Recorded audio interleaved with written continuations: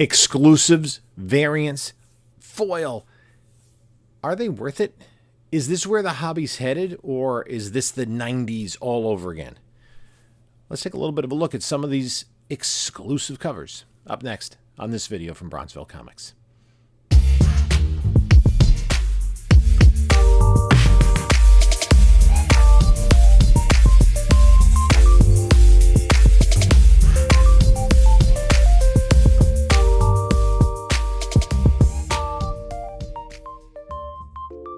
Hey there, panelologists. This is Jim from Bronzeville Comics coming to you with another video.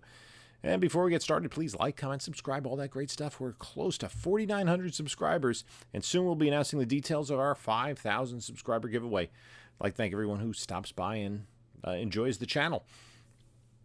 Also, follow us on the other socials, Instagram, Bronzeville_comics, Whatnot, Bronzeville_comics. On Whatnot, we do sales every Monday night at 10 p.m. Eastern Time, and this coming Monday, we will be having a war book sale. A lot of early Silver Age war comic books in reasonably high grade. So check that out. If you're not yet signed on to Whatnot, you can sign up in the link in the description below. And if you do that, you'll get $10 off your first purchase. It doesn't have to be with me. Also, in the description of this video is a link to my eBay store as well as my email.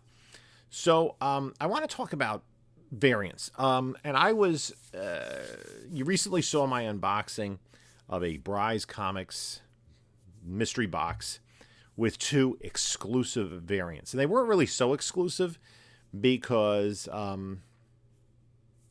they were, it was the same artwork, but just different like background colors that Comic Tom was using in a variant that he just dropped. And on the Bry's Comics website, you go and it's like Bry's Comics / Comic Tom variant covers. And kind of, for the most part, you look at these store exclusive, these variants, and it kind of is, to me, oversaturation. How much can people... what is the demand for that in the comic book marketplace, and how long is that going to last? I'm on Whatnot. I sell on Whatnot. And when I buy on Whatnot, I usually look for vintage shows. I'm not interested in the brand new stuff. Now, there are some variants that I do want, and but we're going to circle back to that later. Let's take a look at what we have and take a look at some examples of books that are highly printed variants. So here we're going to go to the granddaddy of all the variant covers, and that is Do You Poo. For those of you that are unfamiliar, Do You Poo is one comic book, and it has known variant covers, 91. It was a single story. Winnie the Pooh was in the public domain. Well, not really in the public domain. He was only in public domain recently. But they used Winnie the Pooh, like a Deadpool Winnie the Pooh character, and they've created all of these variants. Now, Cover Price doesn't pick them all up. There are variants that are not on Cover Price, but you'll see homages to classic comic book covers. But you can also see here, there are no resale values according to Cover Price. Now, I do think Cover Price has difficulty picking up the values, but you'll see, look at this, there you go, Ghost Rider 15 homage, there's Hulk 181 homages, foil, Naughty Stuff FF5, Negative Space covers, New Mutants 98, New Mutants 87, Clone Wars, Something is Killing the Children, SpiderMan, Teenage Mutant Ninja Turtles, all sorts of homages. And there are more than this. I know for a fact I have seen other Do You Poo covers that I'm not seeing in this breakdown. But do they maintain value? And this is something like that I think Whatnot has. Do You Poo has been a big, has gotten a big help from Whatnot, because there are folks constantly selling Do You Poo variant covers. I don't know how many of some of these covers are printed, but let's take a look at what covers are available on eBay. We'll start with the highest price first, and we'll see, okay, metal cover, signed, $25,000. These are asking prices. A $6,000 book, $4,300, $2,500. Most of these higher priced ones for the asking are signed. So what about books that have already sold?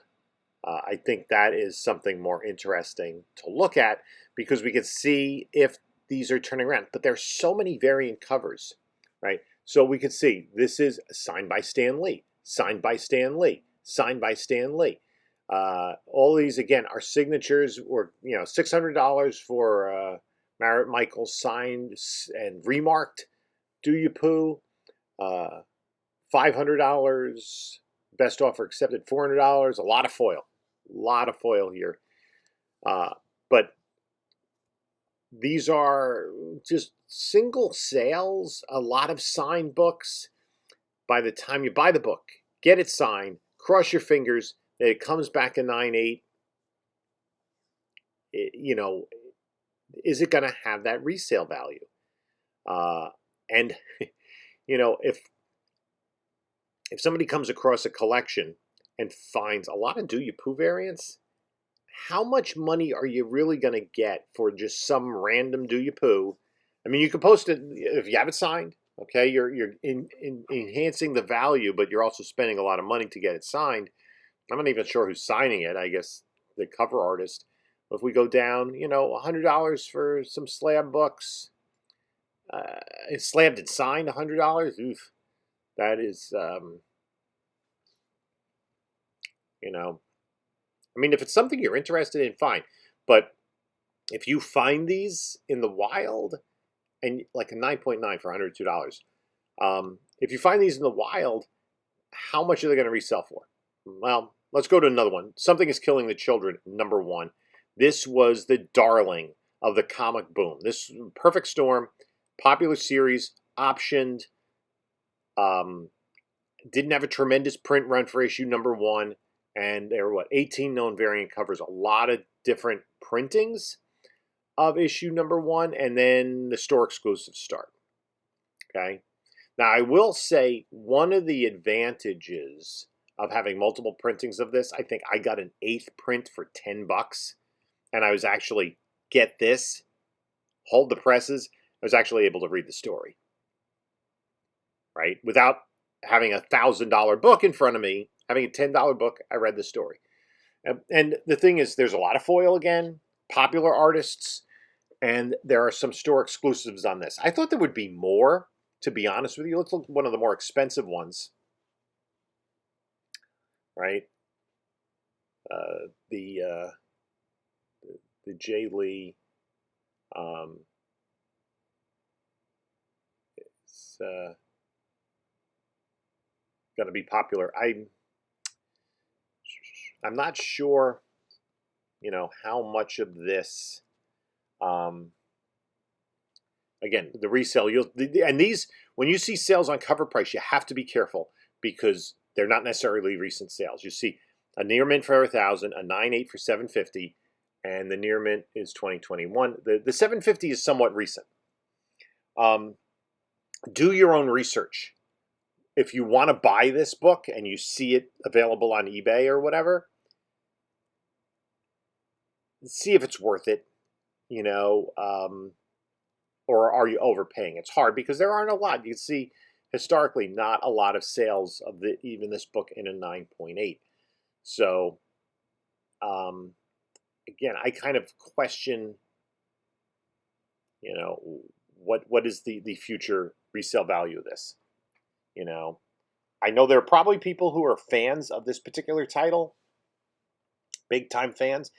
And my concern is there are more people that jumped into this title because it got hot and it was the FOMO and everybody wants this. Did everybody want it because everybody wants it, or did everybody want it because they think everybody else wants it? That's one of the things. Who are the end collectors of these books. Now, I do think that there is something to be said. If you're really into this and you want to collect the subsequent prints, maybe. I know for a fact there are folks that are fans of a particular issue, myself included, that will track down the variants. Now let's go to another one. It was a Comic Boom darling, Department of Truth. It's a $6 book now, but there are 42 variant covers. This is another book that was hot at the time. I got like for $5 a subsequent print of issue number 1. I guess you can find issue number 1 now rather readily, but a lot of store exclusives on this. And again, one of the things that is true about variants is the artist. There are folks that are Peach Momoko fans. There are folks that are Clayton Crane fans. There are folks that are Mike Mayhew fans. Rose Besh. Some of these artists that do a lot of variant covers. Souza Micah. Nate Zerdy. And I'm just pulling, names off the top of my head. Art Germ. And, folks like to go to shows and get them signed.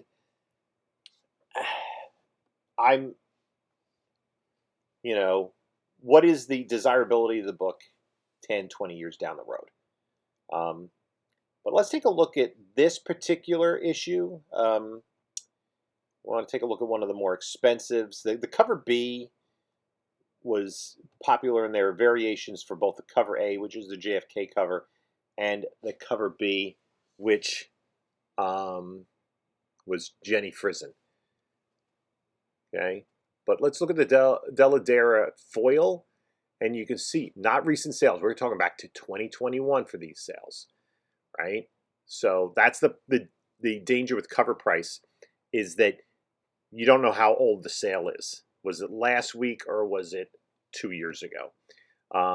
Let's see if we can find recent sales of this particular issue on eBay, the Sanctum Sanctorum variant, and we'll see, okay, a $478 sale of a CGC 9.8, that on auction, 23 bids. So there were people that wanted it.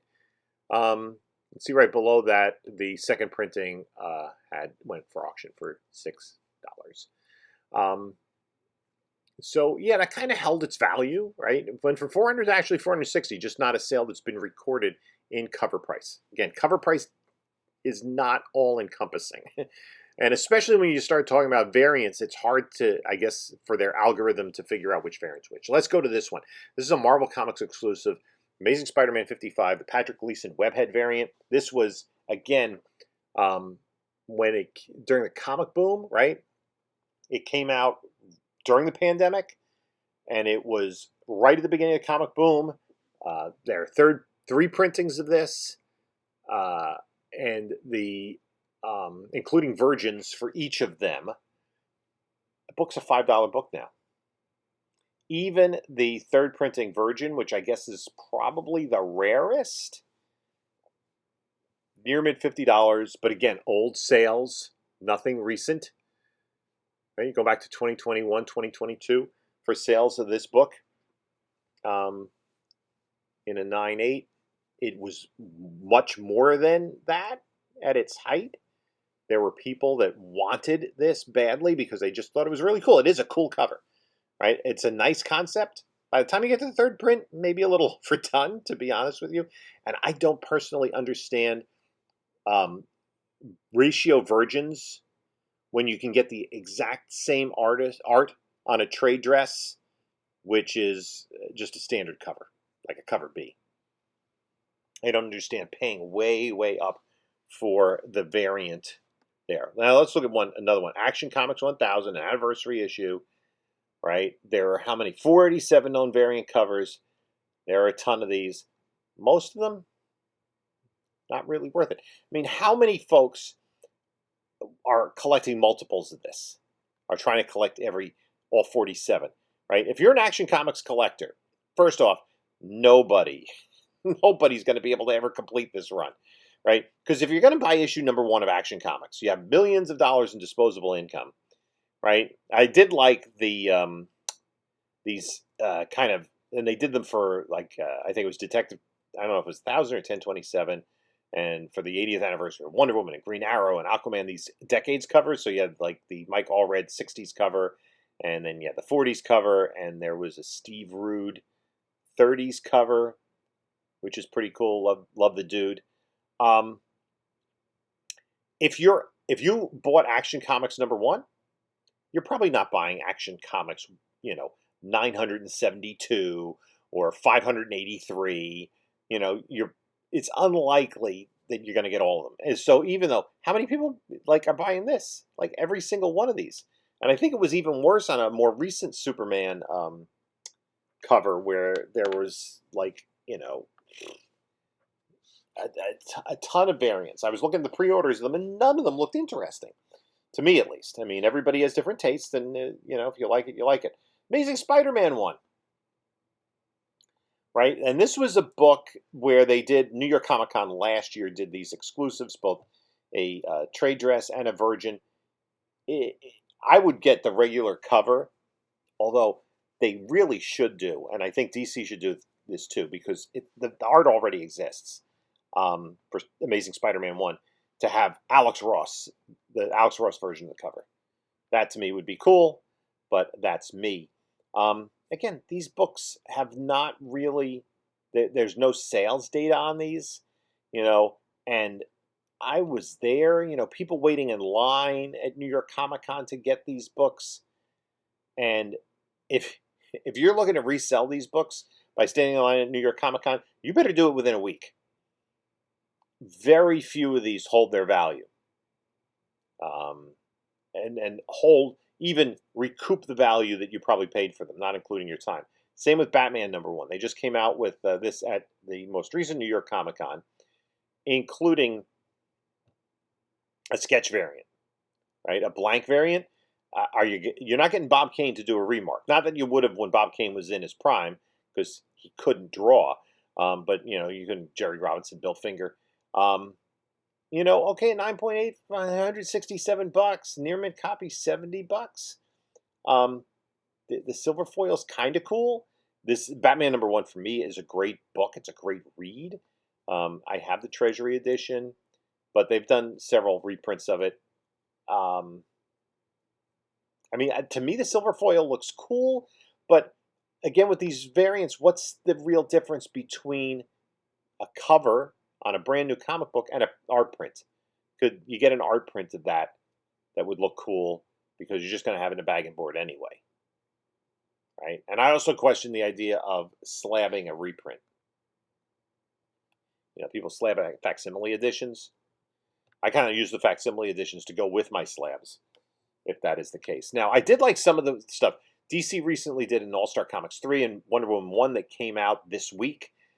They've done a bunch of them recently. They did a My Greatest Adventure 80. They did the first appearance of the Penguin, the first appearance of the Riddler, both in different issues of Detective Comics, which are really cool for me because I enjoyed reading the actual old stories. Superman 1, another one that was an exclusive last year at New York Comic Con.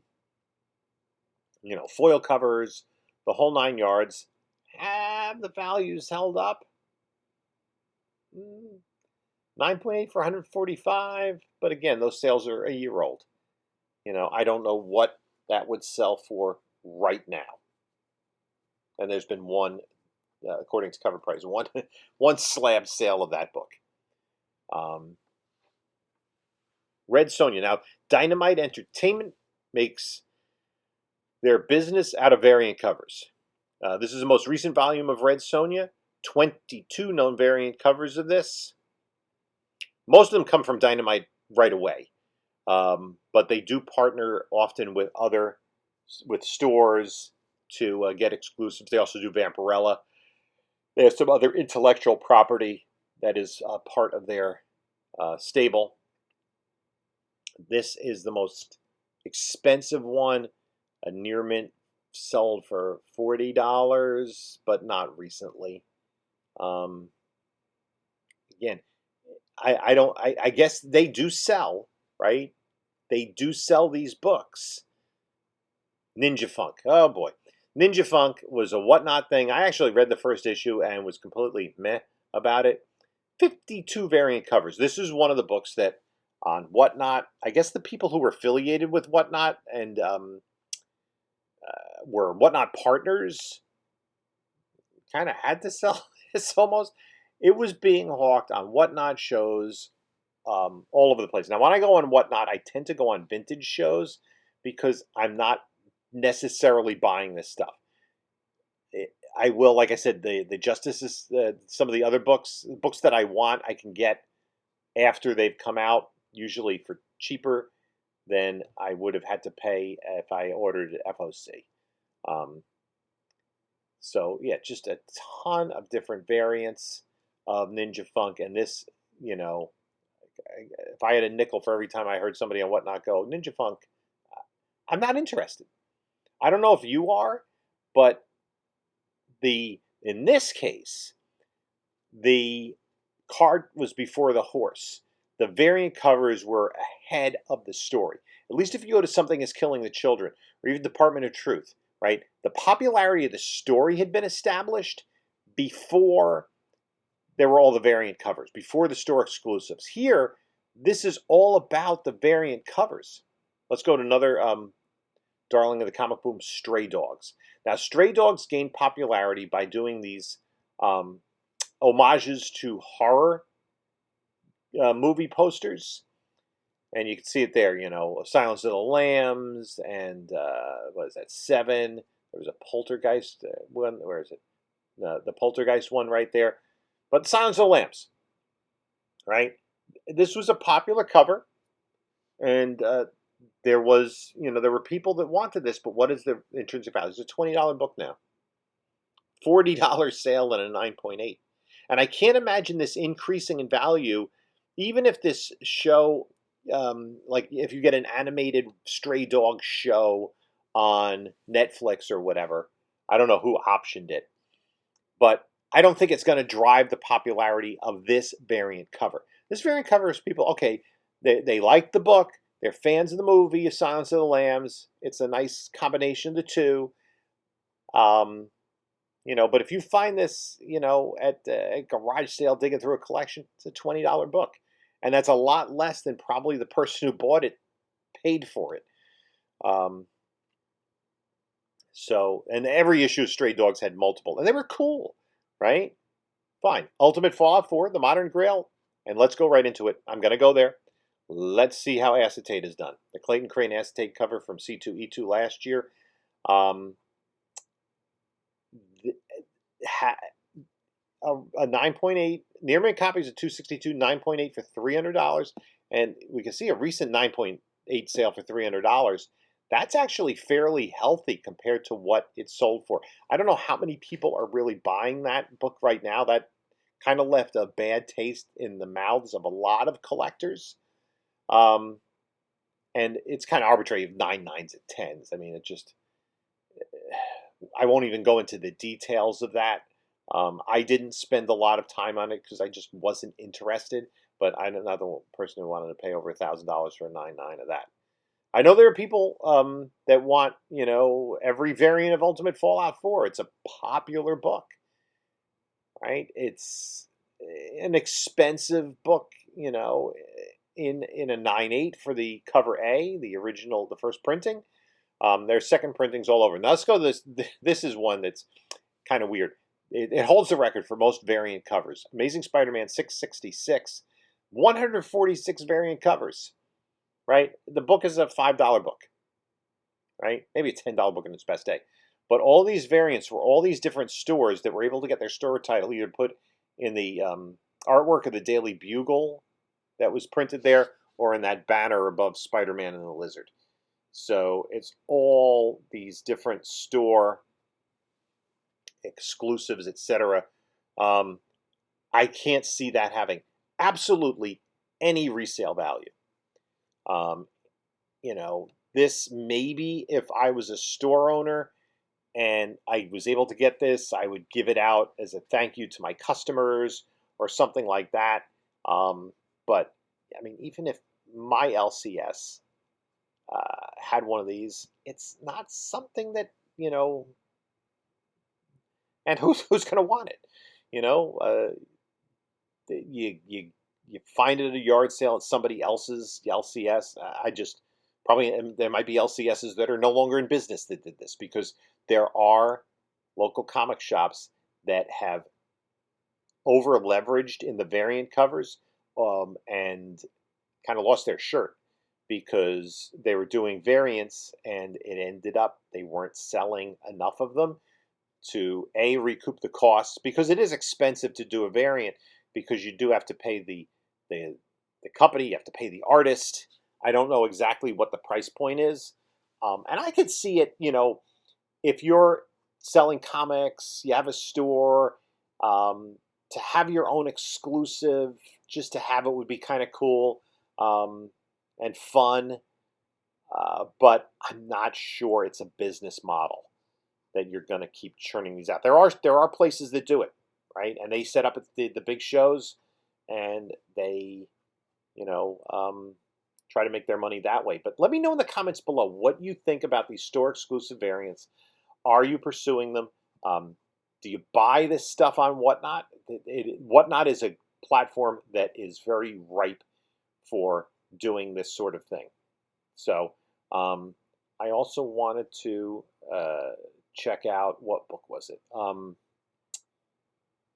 For me, Justice Society of America, right? The recent Jeff Johns run. I'm a fan of it, right? And there were variant covers. I ordered, I'm a big Earth 2 guy, if you follow the channel at all. And this most recent series, I've been a fan of, right? I've enjoyed it. And I bought like cover A, cover B, but I didn't buy the ratio variants.